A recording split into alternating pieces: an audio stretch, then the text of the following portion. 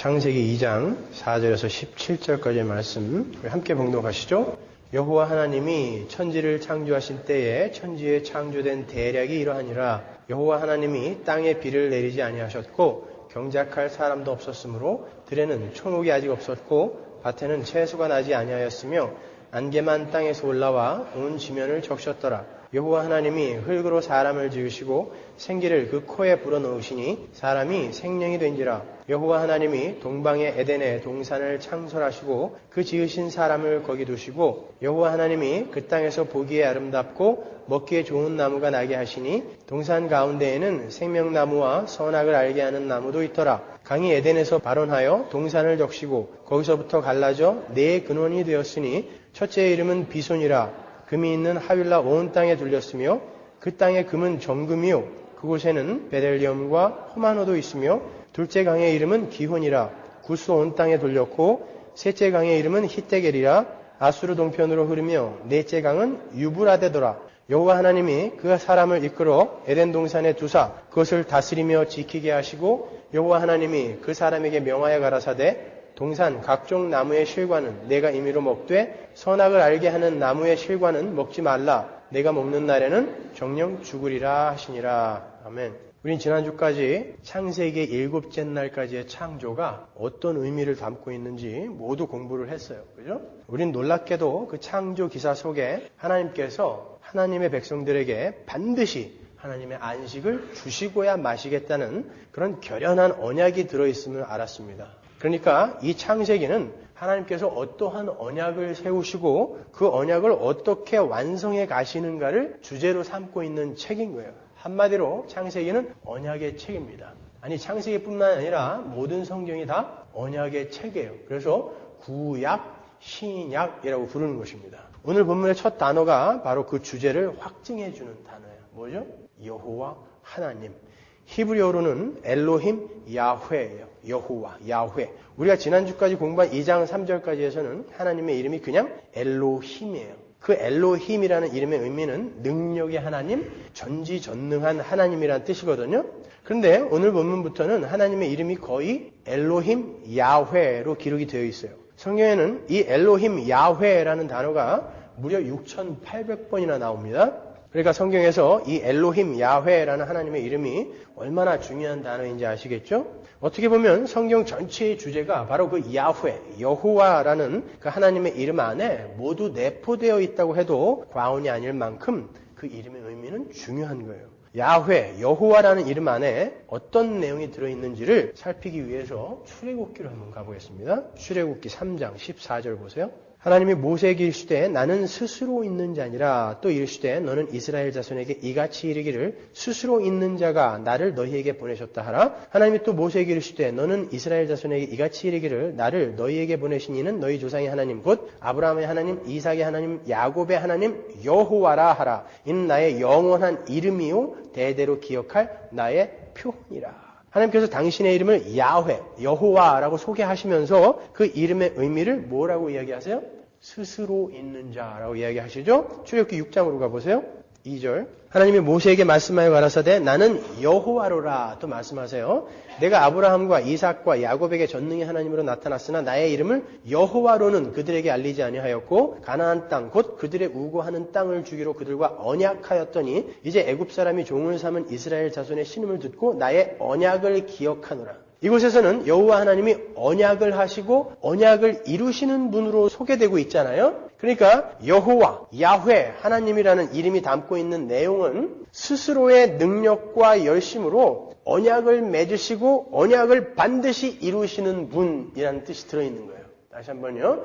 야훼라는 이름 안에는 스스로의 능력과 열심으로 언약을 맺으시고 언약을 스스로 이루시는 분이라는 뜻이 들어있는 것입니다. 모세는 창세기의 창조 기사를 소개한 후에 갑자기 여호와 하나님이라는 이름을 등장시키므로 하나님은 이 모든 일을 스스로 이루셨으며 그러한 창조의 기사뿐만 아니라 인류의 역사는 모두 하나님께서 언약을 세우시고 언약을 이루어 가시는 그러한 하나님의 열심에 관한 이야기라는 것을 보여주는 거예요. 그래서 이제 본격적으로 인간의 창조에 대해서 반복하여 설명하는 그 2장 서두에 여호와 하나님이라는 이름이 나오는 거예요. 왜? 그 언약의 당사자는 바로 인간이거든요. 그래서 이제 그때부터는 여호와 하나님, 야훼 하나님이라는 이름이 등장하는 거예요.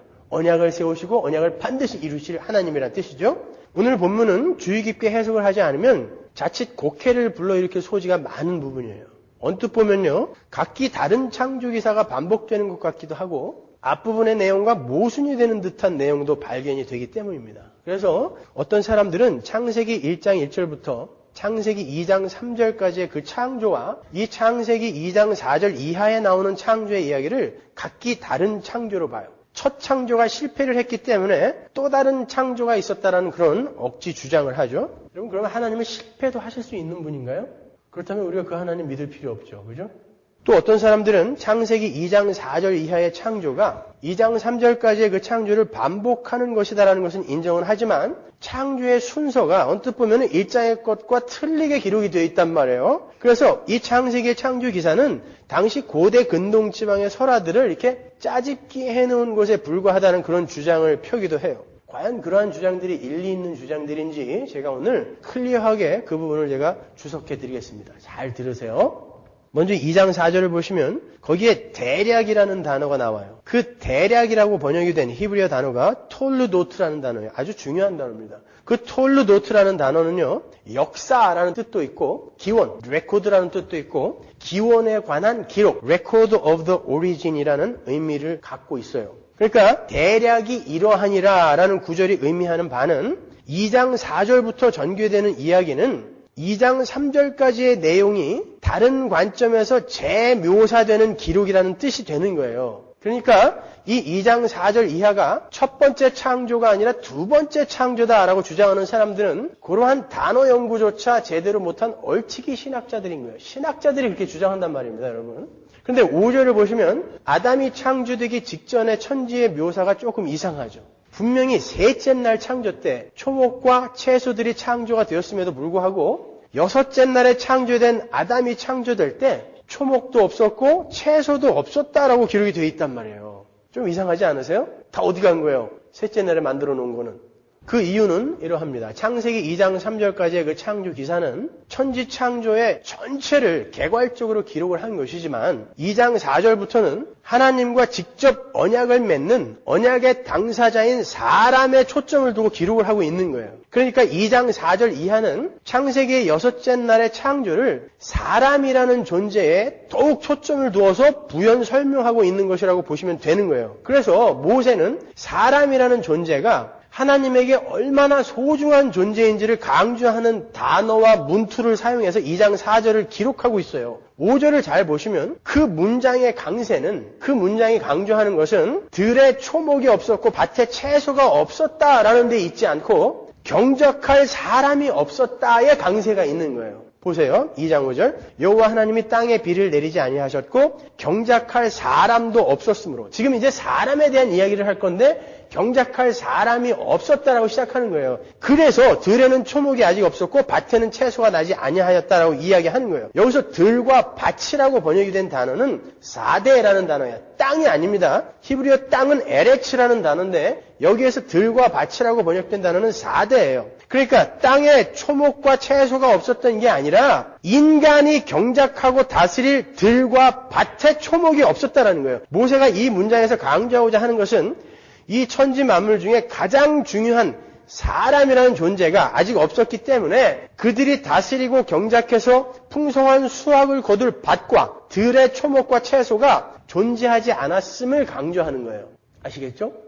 그러니까 이 문장에서는 사람이라는 존재가 없었다라는 것과 초목과 채소는 사람에 의해 다스려지고 경작되어질 때 비로소 그 존재의 의미가 생긴다는 것에 초점이 있는 것이지 초목과 채소가 있었다 없었다에 관심이 있는 게 아니에요. 그래서 땅에 초목과 채소가 없었다라고 이야기하지 않고 들과 밭에 초목과 채소가 없었다라고 기록을 하는 거예요. 초목과 채소뿐만이 아니라 모든 피조물들은 인간의 다스림 속에서 하나님의 영광을 나타내도록 드러내도록 창조가 된 것이기 때문에 하나님과 피조물 사이에서 스위치 역할을 하는 인간이 없었을 때 모든 피조물은 의미가 없는 것입니다, 여러분. 그리고 2장 19절에 보면 마치 짐승들과 새들이 아담이 창조된 후에 창조된 것처럼 그렇게 기록이 되어 있죠. 볼까요? 19절. 여호와 하나님이 흙으로 각종 들짐승과 공중의 각종 새를 지으시고 아담이 어떻게 이름을 짓나 보시려고 그것들을 그에게로 이끌어 이르시니 아담이 각 생물을 일컫는 바가 곧 그 이름이라. 그렇죠? 분명 1장에서는 짐승과 새들이 각기 5째 날과 6째 날에 아담보다 먼저 창조가 된단 말이에요. 그런데 여기에는 마치 아담이 먼저 창조가 되고 그 후에 하나님께서 아담에게 이름을 짓게 하기 위해 짐승들과 새들을 창조하신 것처럼 보이잖아요. 그러나 히브리어 문법의 시제를 제대로 공부한 사람이라면 이 문장이 그렇게 까다로운 문장이 아니라는 것을 금방 알 수 있어요. 히브리어에서 동사의 정확한 시제는 문맥에 의해서 결정이 돼요. 그러니까 이 구절에 나오는 지으시고 야짜르라는 단어는 NIV가 참 번역을 잘 해놨는데 NIV의 번역처럼 had formed나 having formed로 해석을 해야 맞는 거예요. 그러니까 직역을 하면 이렇게 되는 거예요. 여호와 하나님이 흙으로 지으셨던 혹은 지어오고 계셨던 각종 들짐승과 공중의 각종 새를 아담이 어떻게 이름을 짓나 보시려고인 거예요. 그렇게 해석을 하면 1장과 2장의 내용이 정확히 일관성을 갖게 되죠. 모순이 아니란 말입니다. 그리고 더더욱 결정적인 증거는 예수 그리스도께서 창세기 1장의 창조와 창세기 2장의 창조를 하나로 묶어서 이야기를 하고 계세요. 마태복음 19장 3절 보세요. 예수께서 대답하여 가라사대 사람을 지으시니가 본래 저희를 남자와 여자로 만드시고 예수님이 지금 말씀하시는 거예요. 이 4절은 어디서 인용한 거예요? 창세기 1장 27절이죠. 남자와 여자를 만드시고, 그죠? 5절 보세요. 말씀하시기를 이러므로 사람이 그 부모를 떠나서 아내에게 합하여 그 둘이 한 몸이 될지니라 하신 것을 읽지 못하였느냐. 요거는 창세기 2장 24절에서 인용하신 거란 말입니다. 그 두 개를 인용해서 하나의 문장으로 만드셨단 말이에요. 그러니까 창세기 1장의 창조와 2장의 창조는 정확히 같은 창조였다라는 것을 보여주는 거예요. 그러니까 오늘 본문의 5절과 6절은 다른 거 없어요. 천지 만물 가운데 사람이 얼마나 중요한가를 그냥 강조하려는 의도에서 기록된 구절로 이해를 하시면 되는 거예요. 계속해서 7절을 보시면 하나님께서 사람을 흙으로 지으셨다 그러죠. 여기서 흙이라고 번역이 된 아파르민 하다마라는 뜻은 땅의 티끌이라는 뜻이에요. 땅의 티끌. 성경은 사람이 티끌로 지어졌다는 것을 밝힘으로 해서 사람은 하나님이 주시는 생명력이 끊기고 하나님과 관계가 없는 자가 될 때 그저 티끌에 아파르, 티끌에 불과한 존재라는 것을 주지시키고 있는 거예요. 성경에서 이 티끌, 아파르라는 단어는 아주 보잘것없는 존재를 가리킬 때 쓰는 단어입니다. 창세기 18장 27절 보세요. 아브라함이 말씀하여 가로되 티끌과 같은 나라도 감히 주께 구하나이다. 하나님 앞에서의 자기를 티끌이라고 이야기해요. 보잘것없는 존재라는 거죠. 사무엘상 2장 8절 보세요. 가난한 자를 진토에서 일으키시며 이 진토가 아파르예요. 티끌. 가난한 자를 티끌에서 일으키시며 빈핍한 자를 거름더미에서 드사. 자, 여기 보면은 티끌과 거름더미를 동격으로 놓고 있죠. 그러니까 티끌인 인간은 하나님과 관계가 끊어질 때 거름더미, 똥더미에 불과하다라는 것입니다. 우리의 실체라니까요, 그게. 뿐만 아니라 티끌은 저주와 심판 그리고 완전한 패배를 나타낼 때 쓰여요. 열왕기상 16장 2절 보세요. 내가 너를 진토에서 들어 역시 티끌이에요. 아파르. 나의 백성 이스라엘 위에 주권자가 되게 하였거늘 내가 여로보암의 길로 행하며 내 백성 이스라엘로 범죄케 하여 저희 죄로 나의 노를 격동하였은즉 내가 너 바하사와 내 집을 쓸어버려 내 집으로 느바세 아들 여로보암의 집같이 되게 하리니 바하사에게 속한 자가 성읍에서 죽은즉 개가 먹고 들에서 죽은즉 공중의 새가 먹으리라 하셨더라. 하나님께서 바하사를 티끌에서 들어서 세웠는데 그 바하사가 하나님의 목적에 맞지 않게 되자 다시 티끌로 돌려보내시는 장면인 거예요. 그와 그에게 속한 자의 시체를 개와 새들이 먹을 거라고 그러죠. 어디에서 본 단어예요? 요한계시록에 나오는 심판의 언어잖아요. 저주요 심판. 마치 창세기 3장 19절의 저주가 그림으로 그려지는 것 같지 않으세요? 아담이 죄를 짓자 하나님께서 너는 흙이니 필경 흙으로 돌아가리라 그랬단 말입니다. 인간은 하나님과 관계없을 때 그냥 티끌인 거예요. 그냥 흙인 것입니다. 그러니까 티끌인 인간이 하나님과 의로운 관계에 있을 때는 생명이 되지만 하나님의 생명력이 떠나버린 인간은 그저 티끌인 거예요. 피조물에게서 하나님이 떠나시는 것 그 자체가 저주요 심판인 거예요. 보셔서 아시겠지만. 그러니까 하나님과 관계없이 살아가는 이 땅의 수많은 불신자들은 이미 심판을 받은 거예요. 그래서 우리가 이번 주에 공부할 수요 성경권부터 공부할 요한복음 3장 18절에서 믿지 않는 자들은 벌써 심판을 받았다라고 이야기하는 것입니다. 심판을 받긴 뭘 받아요? 우리보다 더 잘 살고 있는데 어떤 의미에서 심판을 받았다고 하는 거예요? 여러분이 하나님과 관계없는 자일지도 모르겠다라는 생각이 들 때 괴로우세요? 안 괴로우세요? 괴롭죠. 그게 지옥인 것입니다. 우리는 알아요.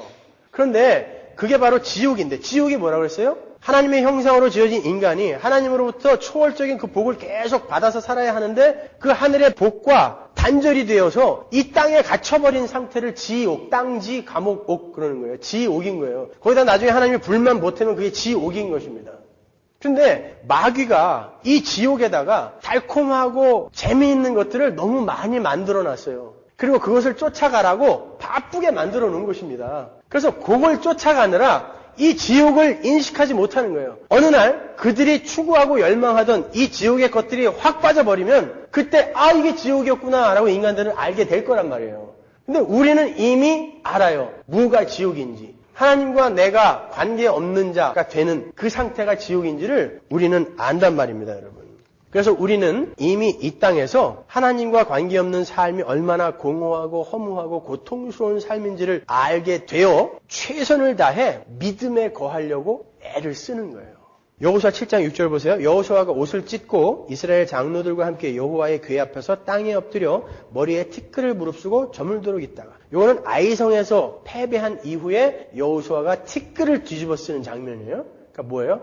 티끌이라는 거, 아파르라는 것은 저주요, 심판이요, 패배요, 보잘것없음의 상징인 거예요. 근데 굳이 왜 이 인간의 창조에 이 아파르라는 단어를 썼냐 말이에요. 바로 인간은 하나님의 생명력이 떠나버리면 바로 그런 저주요, 심판이요, 패배요, 보잘것없는 그러한 존재로 전락해버린다는 것을 보여주는 거예요. 너희들은 아무것도 아니야. 하나님이 없으면 너희는 그냥 똥더미야, 티끌이야. 이렇게 이야기하는 것입니다. 어떤 사람이 아무리 부를 쌓고 명예와 인기를 누린다고 해도요, 하나님과 관계없는 자가 될 때 그 사람은 저주와 심판과 패배에 보잘것없는 티끌일 뿐인 거예요. 그러한 관점에서 여러분이 주위를 둘러보면 부러운 사람이 있어요, 없어요?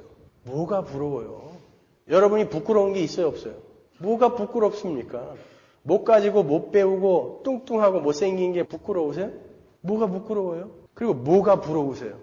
얼마 전에 유명한 한국 여배우가 프로포즈 선물로 2억짜리 벤츠와 5억짜리 7캐럿 다이아 반지를 받았다고 신문에 나와가지고 묻 여성들의 부러움을 샀죠. 부러우세요? 어떤 여배우는 30억짜리 청담동 빌라를 신혼집으로 선물 받았대요. 부러우십니까? 여러분 측은하지 않으세요? 티끌에다가 아무리 금치를 해봐야 후 바람을 불면 날아가 버리는 것입니다. 하나님과 관계없는 자들이 그렇게 이 땅의 힘으로 막 치장을 하고 있는 걸 보면 안타깝지 않으십니까? 근데 아직까지도 여러분이 예배당에서 그러한 자들을 부러워하고 그러한 힘을 추구하고 있다면 여러분은 여전히 똥더미인 거예요. 여러분은 여전히 그냥 티끌인 것입니다. 아파르. 우리는 그런 걸로 부러워하거나 그러한 세상의 힘이 없음으로 해서 부끄러워하는 그런 존재가 아닌 거예요. 우리는 사람의 가치를 그가 그리스도 안에 있느냐 없느냐로 판단을 하는 것이지 그가 가진 재물이나 학력, 외모 이런 걸로 판단하는 거 아닙니다, 여러분. 자, 모든 인간은 딱 두 부류로 나누어져요. 하나님의 선택을 받은 자와 하나님의 선택에서 제외된 자. 이 딱 두 부류밖에 없어요. 가난한 자와 부자, 잘생긴 자, 못생긴 자, 똑똑한 자, 어리석은 자, 이런 분류는 여러분의 머릿속에서 다 지워버리시라고요.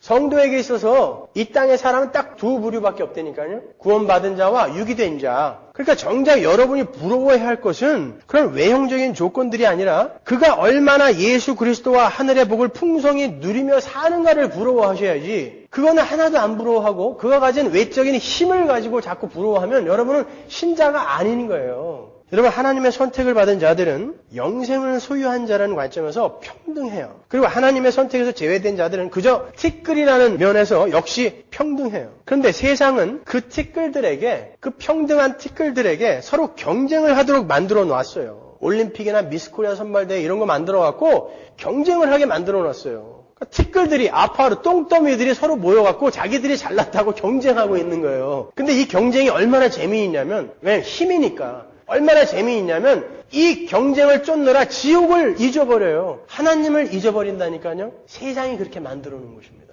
우리는 그 경쟁에서 빠져나온 자들이에요. 우리는 Come on my people 이라는 하나님의 음성을 듣고 바벨론 성에서 나온 사람들 아닙니까? 그러니까 여러분이 다른 사람들을 경쟁의 상대로 보시면 안 되는 거예요. 교회 안에서도 저 인간보다는 내가 더 인기를 끌어야 될 텐데, 더 자랑스러운 일을 많이 해야 될 텐데 이러시면 안 되는 거예요. 그럼 여러분은 아직도 그 경쟁 구도 속에 들어가 있는 사람들인 것입니다. 그러니까 교회 안에서 고지론이라는 거, 꼭대기에 올라가자. 우리가 꼭대기에 올라가야 다른 사람들이 야 예수 믿으면 저렇게 잘 되는구나 하고 예수님께 올 거야 라는 이 고지론은 정확하게 이 복음과 반대되는 이야기인 거예요. 잘 구별해서 분별해서 들으시란 말이에요. 우리는 그렇게 경쟁해서 꼭대기로 올라가는 사람들이 아니에요. 그래서 티끌들은 그러한 경쟁의 재미 속에서 자신들의 실제 모습을 잊고 살아요. 그게 바로 저주인 거예요. 그러나 하늘의 비밀을 알게 된 사람들은 절대 경쟁을 하지 않습니다. 내가 이기기 위해 남을 밟는 행위를 하지 않는 거예요.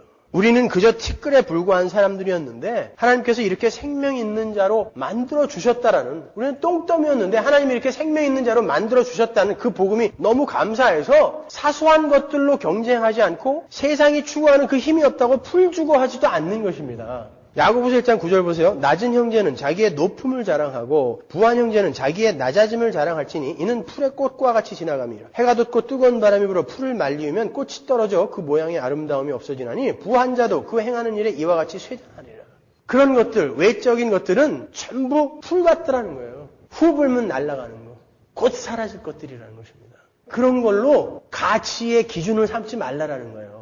우리의 가치관과 세계관은 바뀌어야 된다니까요. 세상 사람들이 가치 있다고 여기는 걸 여러분도 똑같이 가치 있다고 여기면 안 되는 거란 말입니다. 야고보서 2장 1절 보세요. 내 형제들아 영광의 주 곧 우리 주 예수 그리스도를 믿는 믿음을 너희가 받았으니 사람을 외모로 취하지 말라. 믿음을 받은 자야 사람을 외모로 취하지 말라. 겉모양 보고 판단하지 말아라라는 거예요. 만일 너희 회당에 금가락지를 끼고 아름다운 옷을 입은 사람이 들어오고 또 더러운 옷을 입은 가난한 사람이 들어올 때에 너희가 아름다운 옷을 입은 자를 돌아보아 가로되 여기 좋은 자리에 앉으소서 하고 또 가난한 자에게 이르되 너는 거기 섰든지 내 발등상 아래 앉으라 하면 너희끼리 서로 구별하며 악한 생각으로 판단하는 자가 되는 것이 아니냐? 저는 이 구절 읽을 때마다 이렇게 웃길 수가 없어요. 오늘날하고 똑같잖아요. 야 너는 거기 서 있든지 말든지 밥을 먹든지 말든지 네 맘대로 해. 가난한 사람한테. 그런다는 거예요. 근데 좋은 차 타고 오고 또 명예를 갖고 있고 인기 좋은 사람이 오면은 어서 오소서. 담임 목사까지 나와서 90도로 절해야 돼. 우리 교회에 득이 되니까. 똑같지 않습니까? 근데 뭐라고 그래요 성경은? 너희들 그러면 안 된다 그러지 않습니까? 믿음이 있냐? 너희들이 믿음이 있다면 너희들 그렇게 살면 안 된다 그러는 거예요. 이렇게 우리 인간은 하나님의 사랑과 은혜를 떠나서는 티끌에 불과한 사람임을 아는 사람들은 외모로 사람을 판단해서도 안 되고 그들을 경쟁 상대로 보아서도 안 되는 거예요. 이사야서 2장 22절 보세요. 너희는 인생을 의지하지 말라. 그의 호흡은 코에 있나니 수에 칠 가치가 어디 있느냐. 인생은요. 하나님과 관계없는 인생은 코만 잠깐 막으면 티끌로 가는 거예요. 그의 호흡은 코에 있다. 제가 예전에 이 구절을 읽으면서 진짜 코를 한 2분 막아본 적이 있거든요. 죽겠더라고요 진짜로. 아니 우리 이 거만을 떠는 이 몸뚱아리가 코 2분만 딱 막아놓으니까 그냥 시체예요. 인간은 그런 거예요. 사람은 그런 존재예요. 그렇게 끝나면 어떻게 돼요? 곧 땅에 들어가서 티끌 되는 거예요. 형체도 안 남아요. 예전에 국민학교 때 자연 시간에 파리나 곤충 같은 거 이렇게 가져다가 유리병에다 넣어놓고 그게 어떻게 부패해 가는가 이런 거 공부하신 적 있죠? 국민학교를 좋은 데 나와야 되는 건데. 해보셨죠? 밖에서 봤을 때 어떻던가요 그게? 순식간에 재처럼 변해버립니다. 여러분. 금방 살아있던 거였는데 그 흙에다 놓고 밖에서 유리병으로 이렇게 보고 있으면 며칠 안 가서 그게 그냥 흙으로 다 썩어버려요. 우리 인간의 몸입니다. 그게. 근데 이 몸뚱아리에다 금칠하겠다고 지금 열심히들 뛰어다니는 거예요. 여러분은 그 죽음 이후의 삶을 준비하셔야죠. 그 삶이 영원한 삶이거든요. 그래서 욥이 그러는 거예요. 인간은 하루살이에도 눌려 죽을 인간이다 그러죠.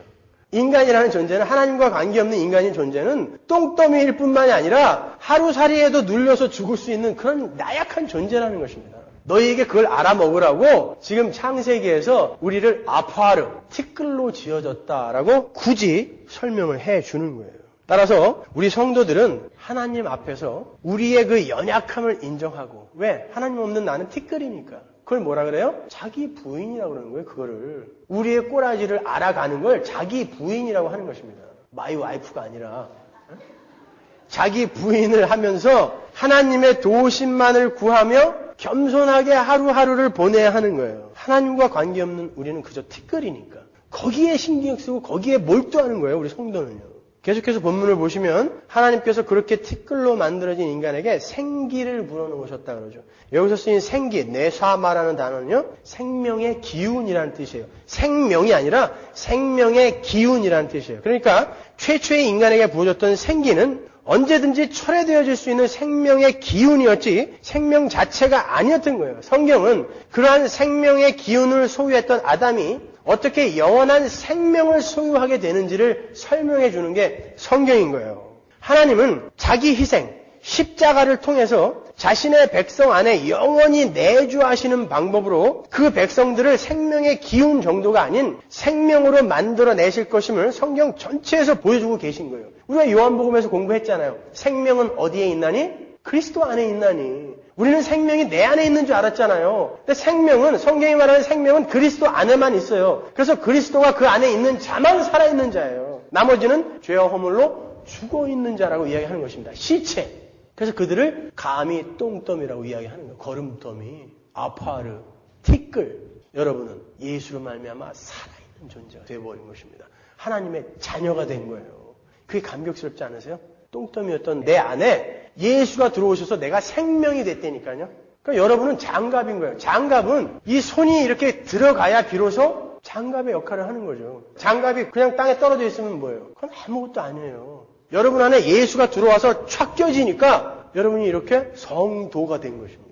그걸 아는 사람들이 또 하나님께 무슨 요구를 하며 무슨 불평과 원망을 내놓을 수가 있겠습니까, 여러분? 그리고 8절부터는 에덴에 대한 묘사가 나와요. 하나님은 천지를 창조하신 후에 따로 에덴 동산을 만드시고 인간을 그곳에 두셨다 그래요. 그렇다고 해서 에덴 동산 밖의 땅들은 전부 황무지였느냐? 아니에요. 좋은 곳이었는데 하나님은 뭔가를 설명하시기 위해서 에덴 동산이라는 것을 만드셨단 말이에요. 에덴은 Garden of Joy, 기쁨의 동산이라는 그런 뜻이에요. 거기서 동산이라고 번역이 된 히브리어 가는 울타리를 치다라는 의미인 가난에서 파생된 단어예요. 그러니까 에덴 동산은 울타리가 있는, 다른 말로 외부와 차단된 그런 곳이었어요. 왜? 그 에덴 동산은 하나님의 백성들만 들어갈 수 있는 울타리가 있는 하나님 나라를 상징하는 곳이었기 때문에 그런 거예요. 그리고 에덴을 창설하셨다 해서 그 창설하다라고 번역이 된 와이타라는 단어는요, 원래 심다라는 뜻이에요. 그 말은 에덴은 어떤 특별한 것이 심겨진 곳이다라는 것을 암시하는 것입니다. 어떤 특별한 것이 심겨져 있었죠? 에덴에 선악과 나무와 생명나무가 심겨져 있었잖아요. 그것도 동산 중앙에 심겨져 있었어요. 하나님은 울타리가 쳐진 그 동산과 두 나무의 그 그림을 통해서 하나님 나라가 어떤 원리에 의해서 완성이 될 것이며 어떤 원리로 움직이게 될 것인지를 보여주고자 하신 거예요. 다른 말로 하나님께서 가장 잘 보이는 동산 중앙에 두 그루의 나무를 심으셨다는 것은 하나님 나라는 그 두 나무의 상호 관계를 통해서 완성될 것이고 통치될 것임을 보여주는 거예요. 따라서 우리는 오늘 이 두 개의 나무의 상호 관계가 지향하고 있는 통합된 하나의 원리를 찾아낼 것입니다. 그래야 여러분은 이 선악과 나무와 생명나무가 왜 여기에 심겨져 있었구나를 아시게 되는 거예요. 그러니까 여러분이 지금까지 알고 계신 선악과와 생명나무에 관한 지식들을 싹 버리세요. 거기다가 얹으면 안 되니까 싹 비우시고 그 다음에 이 이야기를 한번 채워보세요. 여러분이 익히 아시다시피 선악과 나무는 하나님의 계명을 의미하고 있는 거예요. 그 나무의 열매인 선악과는 단순히 먹어서는 안 되는 그런 금단의 열매가 아닙니다. 그런 거였다면 하나님이 동산 중앙에 그거 심으시면 안 되죠. 동산 구석이나 저 밖에다가 감춰놨어야죠. 근데 하나님은 동산 중앙에다가 그걸 심어 놓으셨단 말입니다. 그리고 생명나무는 말 그대로 생명의 발원을 상징하는 거예요. 하나님은 최초에 하나님의 백성에게 하나님의 명령을 하달하셨어요. 창세기 2장 17절 보시면 선악을 알게 하는 나무의 실과는 먹지 말아라. 내가 먹는 날에는 정령 죽으리라 하시니라. 하나님께서 최초의 인간에게 하나님의 말씀, 계명을 주시고 그 계명을 어길 때에는 네가 나에게 순종하지 않을 때에는 죽일 거야 라고 말씀하셨다는 것은 사람은, 인간은 하나님의 말씀에 순종하는 자리에서만 살아있는 존재라는 뜻이 되는 거죠. 그죠? 너 내 말 안 들으면 죽일 거야. 죽음이 너에게 닥칠 거야 라고 이야기하셨다는 것은 우리 인간은 하나님의 말씀에 순종하고 하나님께 나를 의뢰했을 때에만 살아있는 존재가 된다는 뜻인 거예요. 그래서 주님께서도 사람이 떡으로 사는 게 아니라 하나님의 입으로 나오는 말씀으로 산다라고 이야기하신 것입니다. 왜? 우리가 하나님의 말씀을 듣고 순종할 때만 우리는 산 자이기 때문에 이해하시는 거죠? 그러니까 인간이 하나님이 주시는 복을 누리면서 살아있을 수 있는 유일한 길은 하나님의 말씀에 순종하며 그분께 자신의 전부를 의뢰하는 방법밖에는 없는 거예요. 따라서 하나님의 계명을 상징하고 있는 선악과 나무를 통과하지 않고는 생명나무의 열매를 먹고 살 수가 없는 거예요. 아시겠어요? 계시록 2장 7절 보세요. 귀 있는 자는 성령이 교회들에게 하시는 말씀을 들을지어다. 이기는 그에게는 내가 하나님의 낙원에 있는 생명나무의 과실을 주어 먹게 하리라. 누구에게? 이기는 자에게만 준단 말이에요. 분명 생명나무의 과실을 먹을 수 있는 자는 이기는 자예요. 그러니까 생명나무의 과실은 선악과 나무의 시험을 이긴 자만이 먹을 수 있는 거예요. 그러니까 선악과 나무의 열매는 나쁜 게 아니에요. 우리에게 생명을 주시기 위한 달이었단 말입니다. 좋은 나무예요. 선악과 나무, 생명나무 둘 다 좋은 나무였단 말입니다. 그런데 티끌에 불과한 인간은 도저히 그 선악과 나무의 시험을 통과할 수가 없어요. 따라서 생명나무의 열매도 못 먹습니다. 티끌은, 아파르는, 똥더미들은 그거 못 먹어요. 여러분이 꼭 알아두셔야 할 것은 하나님께서 인간이 그 선악과 나무의 열매를 안 따먹을 수도 있다라는 기대를 갖고 선악과를 먹지 말라는 명령을 내린 게 아닙니다, 여러분. 하나님께서 한 치 앞도 내다보실 수 없는 그런 분이라면 그분이 무슨 하나님이에요. 하나님은 인간이, 티끌이 그 선악과를 먹을 줄 알고 거기다 심어 놓으신 것입니다. 그래서 우리에게 너희들의 실체를 한번 보내는 거예요. 하나님과 관계없는 너희는 바로 이런 존재야. 똥더미야, 티끌이야, 아파르야 라고 보여주시는 거예요. 그래서 선악과 나무를 거기다가 심어 놓으신 것입니다. 하나님께서는 이 선악과 나무와 생명나무를 통해서 하나님의 백성들에게 어떤 것을 지금 설명하고 계시는 거예요. 티끌에 불과한 인간은 도저히 하나님의 말씀을 쫓아서 생명을 얻고 영원히 살 수 있는 존재가 아닌데 하나님은 하나님의 방법으로 그들을 자신의 백성으로 만드셔서 반드시 그 생명나무 열매를 주고 안식을 주시고야 마시겠다라는 복음을 그 두 나무 속에다가 담고 있는 거예요. 그래서 선악과 나무를 동산 중앙에 심어 놓으셨던 것입니다. 그 선악과 나무를 통해서 너희 인간이 얼마나 연약한 티끌인지를 만초 하나에 폭로시키시는 거예요. 하나님의 교회들에게 너희는 어떤 존재였는지를 폭로시키시는 것입니다. 하나님께서는 그러한 자들을 어떻게 하나님의 자녀로 만들어내시는지를 인격과 오성을 가진 인간들에게 성경을 통해서 보여주시면서 그래서 우리는 하나님께 순종하고 복종해야만 행복한 삶을 살 수 있는 것이구나라는 자발적인 순종을 끌어내시는 것입니다. 그런 것들을 끌어내기 위해, 그런 설복을 시키기 위해 선악과 나무와 생명나무라는 소품을 에덴 동산에다가 심어 놓으신 거예요. 여러분이 이해하시기 쉽게 조금만 더 제가 부연 설명해 드릴게요. 여러분, 인간에게 생명나무가 비로소 의미를 갖게 되는 시점이 언제예요? 나에게는 생명이 필요해. 저 열매가 필요해. 라고 자각을 하게 되는 때가 언제죠? 죽음이 닥쳤을 때잖아요. 죽음이 없었을 때, 죽음을 인식하지 못했을 때는 그 생명나무 열매가 필요 없단 말입니다, 우리에게. 근데 비로소 인간이 그 선악과를 따먹고 죽음이 나에게 닥쳤구나라는 것을 깨달아 알게 될 때 나는 이 선악과를 통과할 실력이 없기 때문에 저 생명나무의 열매는 은혜로 주어질 수밖에 없는 것이구나라는 깨달을 수 있는 거예요. 그래서 선악과 나무는 여러분에게 꼭 필요한 것입니다. 그게 없었을 때는 여러분이 생명나무에 대한 욕구를 느낄 수가 없단 말입니다. 선악과 나무는 없어서는 안 되는 거예요. 인간은 자신이 죄인이라는 것이 드러나고 죽음의 지배를 받게 되었다는 것을 자각하게 될 때 비로소 자신의 생명은 누군가로부터 주어지지 않으면 안 된다는 은혜를 인식할 수 있게 되는 거예요. 그러니까 하나님은 아담과 하와에게 하나님의 말씀을 지켜주기를 은근히 기대를 하셨던 것이 아니라 티끌이라는 인간의 존재를 그냥 폭로시켜버린 거예요. 티끌로 만들어진 인간은 생명에 이르게 하는 계명조차 지켜낼 수 없는 그런 연약한 존재임을 선악과를 통해 드러내시는 거예요. 그런데 거룩하신 하나님과 하나님의 말씀에 순종할 수 없는 그런 티끌들, 성경은 그들을 죄인이라고 부르죠. 그들은 절대 함께 거할 수가 없어요. 그렇다면 그렇게 티끌에 불과한 자들이 어떻게 생명나무의 열매를 먹고 하나님과 함께 영원히 거할 수 있어요? 은혜예요, 은혜.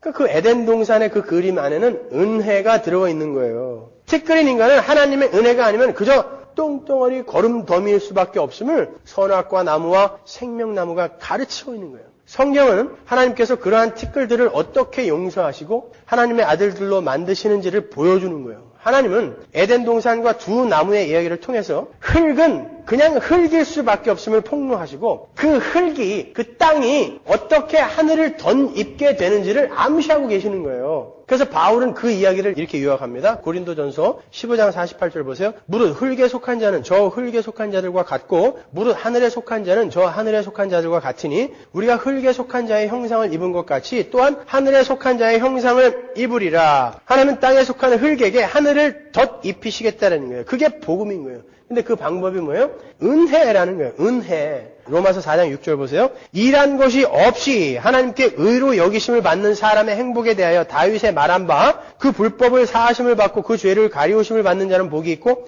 주께서 그 죄를 인정치 아니하실 사람은 복이 있도다 함과 같으니라. 은혜. 이 은혜를 에덴 동산에다가 힌트하고 계시는 것입니다.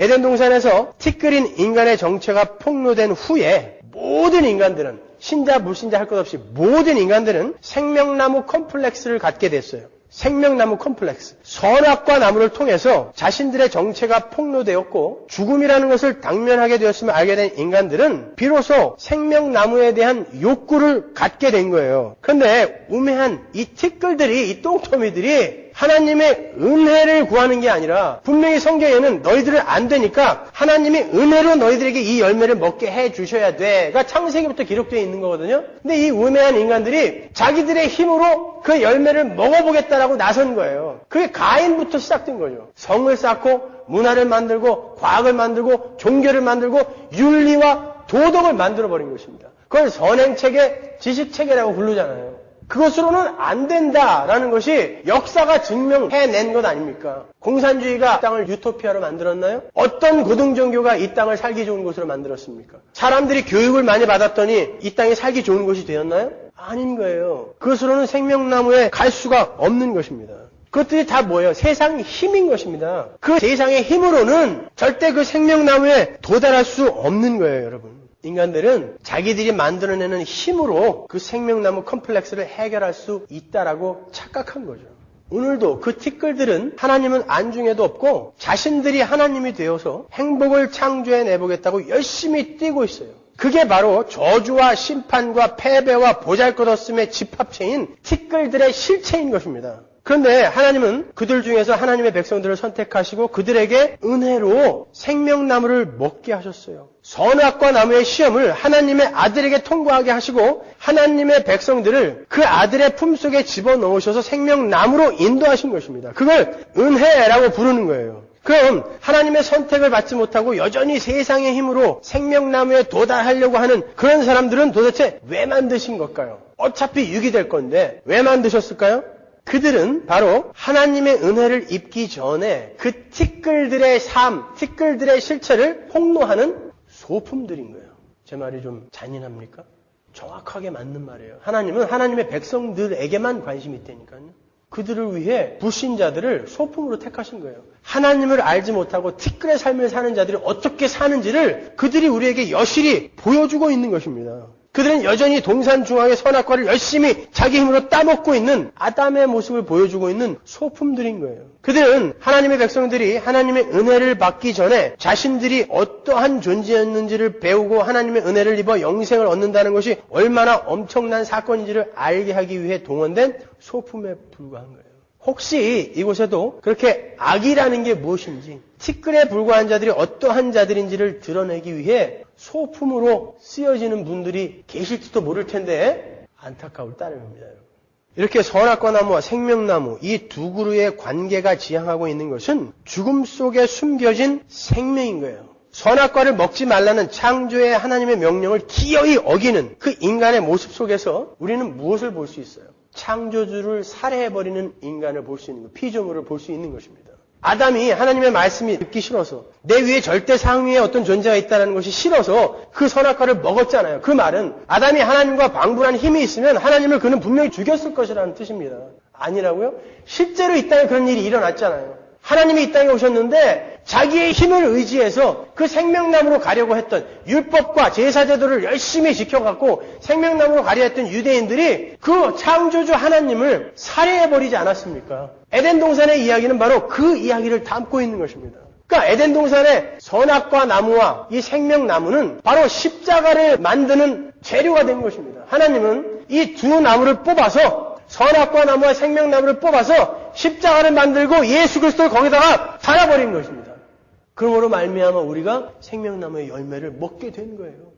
이 은혜 앞에서 여러분이 감히 어떤 불평을 하실 수 있겠어요? 내 상황, 내 처지, 그게 그렇게 부끄러우세요? 그렇게 못마땅하십니까? 하나님은 지금 그 상황 속에서, 그 처지 속에서 여러분을 하나님의 백성으로 만들어가고 계신데, 정말 중요한 건 우리가 생명이 되었다는 거예요. 생명이 있는 자가 되었다는 것입니다. 영생을 소유한 자가 되었다는 거예요. 그게 중요한 거 아닙니까? 이게 확인이 되었다면 뭐가 여러분을 고통스럽게 만들어요? 뭐가 여러분을 좌절하게 하고 절망시킬 수가 있습니까?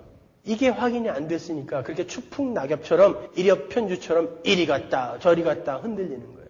그 사소한 것들 가지고도. 우리는 이 복음을 알자는 것입니다. 복음을. 세상 사람들은 절대 그 은혜를 받아들이지 않아요. 그들은 자기들 힘으로 그 생명나무 열매를 먹을 수 있을 줄 알아요. 그래서 은혜를 거부합니다. 우리는 은혜가 없으면 살 수 없다는 것을 인정하는 자예요. 왜? 나는 티끌이니까.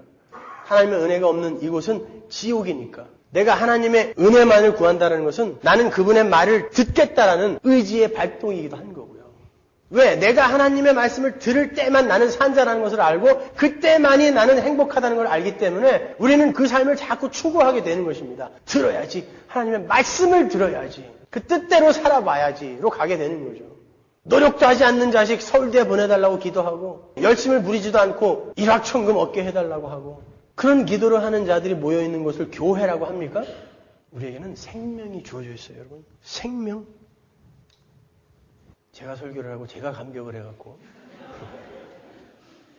아니 이거보다 더 좋은 게 어디 있습니까?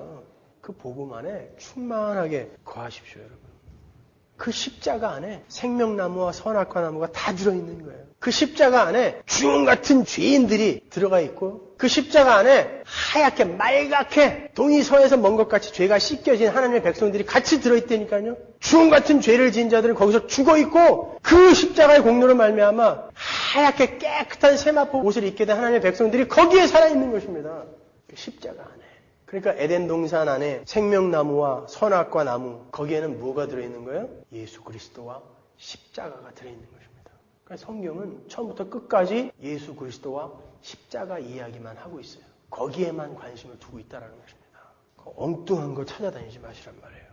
우리 하나님의 백성들은 하나님의 은혜로만 사는 거예요. 하나님의 은혜로만 산다는 것은 나의 주장을 접고 예수가 그렇게 사셨듯이 나의 주장을 접고 하나님의 말씀에 순종하며 산다라는 뜻이에요. 우리는 티끌이라 절대 그 은혜의 삶을 누릴 수 없는 존재들이었는데 예수님께서 우리를 품고 그 선악과의 시험을 통과하시고 생명나무의 열매를 드신 거예요. 그래서 우리는 아담과는 비교할 수도 없는 이제 그 생기, 생명의 기운 그 정도가 아니라 생명을 얻게 된 것입니다. 영원한 생명. 좋아라. 그래서 힘들어도 이기는 거예요. 하나님이 우리에게 말씀하십니다. 너희들 생명을 가진 자로서 은혜가 무엇인지를 안 자로서 세상에 한번 보여줄래? 진짜 생명 있는 자들은 어떻게 사는지 한번 보여줄래? 라고 우리를 이 땅에 보내신 거예요. 그래서 여러분들은 하나님 이 상황을 좀 없애주세요. 나에게 닥친 이 사건을 좀 없던 걸로 해주세요. 기적처럼 나를 좀 고지 꼭대기로 올려주세요. 이렇게 기도하는 자들이 아니라 하나님 이 상황도 너끈히 이겨낼 수 있는 믿음의 성숙을 저에게 주십시오. 라고 기도하는 것입니다. 그래야 여러분이 세상에 보여줄 수 있지 않습니까? 가난한 사람은 가난한 자리에서 아니 어떻게 저 사람은 개뿔도 저렇게 없는데 이렇게 당당해? 무엇으로 저렇게 기뻐할까?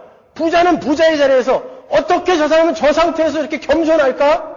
무식한 사람은 무식한 자리에서 많이 배운 사람은 많이 배운 자리에서 다리 긴 사람은 다리 긴 자리에서 짧은 사람은 짧은 자리에서 보여주는 거예요. 그냥 병을 가진 사람은 그 병마와 싸우며 건강한 사람은 건강 속에서 그 역할을 충실히 해내시고 가시면 되는 거예요, 여러분. 제 교회 후배 중에 3대 독자가 있어요. 결혼도 일찍 했어요. 아이를 빨리 낳아야 되니까. 근데 결혼하자마자 임신을 했는데 기형아 검사를 하죠. 기형아 검사를 했더니 다운 증후군 치수가 굉장히 높게 나왔다고 그래요. 전화가 왔어요, 저한테. 형님, 기형아 검사를 했는데 다운 증후군 치수가 굉장히 높게 나왔습니다. 다운 증후군이라는 것은 아이의 IQ가 50도 안 되는 정박아를 낳는 거예요. 얼굴도 일그러진 그런. 근데 그 집안에 이미 그런 다운 증후군 병력이 있었어요. 그래서 의사가 낙태를 하라고 했답니다. 그때 이 친구가 뭐라고 기도 부탁을 했는지 아세요? 형님, 저는 그 애기 낳을 겁니다. 낳아서 하나님이 주신 생명이니까 잘 키울 거예요. 그러나 제가 그 일을 잘 감당할 수 있을지 모르겠습니다. 지금 같아서는 감당하지 못할 것 같아요. 그러니까 형님, 그 상황 속에서 내가 그 상황을 감당해낼 수 있는 믿음의 성숙을 위해 기도해 주십시오. 그게 성도인 것입니다. 이걸 없애주세요가 아니라 성도는 그 상황에서도 나는 생명을 받은 자로, 찌끄리였는데 생명을 받은 자로 감사와 기쁨의 삶을 살아내는 그 모습을 보여주는 거예요. 애 낳는데 진짜 정박아가 나왔어요. 근데 잘 키웁니다, 여러분 지금. 그만한 실력이 되니까 그 친구에게 그런 상황을 허락하신 거예요, 하나님이. 저희가 지금까지 신앙생활을 같이 해왔던 유정이가 지난주에 졸업을 하고 홍콩에 직장을 얻어서 떠났어요. 아주 갔습니다. 저는 이렇게 우리 청년들이 하나하나 떠날 때마다 살점이 떨어져 나가는 것 같아요. 안타까워가지고. 그 유정이를 처음 만나게 제가 5년 전 수련회에서 만났어요. 그때 수련회 마지막 날 이 아이가 벌떡 일어나갖고 울면서 나도 예수를 믿겠다라고 처음 그때 기도를 했다고요. 그 이후로 이 아이가 확확 바뀌어가는데 많은 사람들이 정말 하나님은 진짜 지금도 살아계시면서 창조를 하시는구나 라고 이구동성으로 이야기했을 정도예요.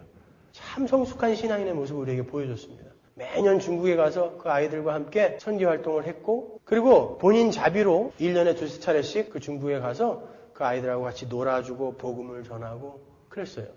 근데 제가 그러한 유정이의 신앙이 저절로 생긴 게 아니다라는 것을 그 엄마를 만나보고 알았어요. 그 어머님이 참 신실한 신앙이세요. 지난번에 우리 교회도 한번 방문하셨었는데 제가 한국에 가서 그 어머님을 뵙고 이야기를 나누는데 그 어머님은요 원인도 알 수 없고 치료제도 없는 질병을 불치병을 여러 개 갖고 계세요. 평범한 사람들은 하나 걸리기도 힘든 그런 병. 약도 없어요. 고스란히 앉아서 고통을 당해야 되는 그런 병들이에요. 근데 그분이 그러한 병이 하나하나 올 때마다 하나님께 감사를 드리더라고요. 그리고 그런 병들이 하나하나 자기에게 올 때마다 더욱더 평안함 속에 거하게 됐다고 해요. 그때마다 자기는 하나님께 믿음의 성숙을 구했고 하나님은 여지없이 그 믿음의 성숙을 허락하시더라는 것입니다. 그러니까 다른 사람들은 도저히 견뎌낼 수 없는 그 상황 속에서 옆에 있는 가까운 사람들까지도 야 예수를 잘 믿어야 그런 병이 없어지지 라고 이렇게 조롱하는 그 가운데에서도 그냥 허허 웃어버릴 수 있는 이런 실력자가 되더라는 것입니다. 하나님은 하나님의 자녀에게 그 모습을 보여주고 오라 그러시는 거예요. 이 땅에서. 우리가 가야 할 길, 우리가 하나님께 요구해야 할 것이 무엇인지 아시겠죠 여러분? 여러분 우리는 선악과 나무와 생명나무로 이루어진 그 십자가의 비밀을 아는 사람이에요.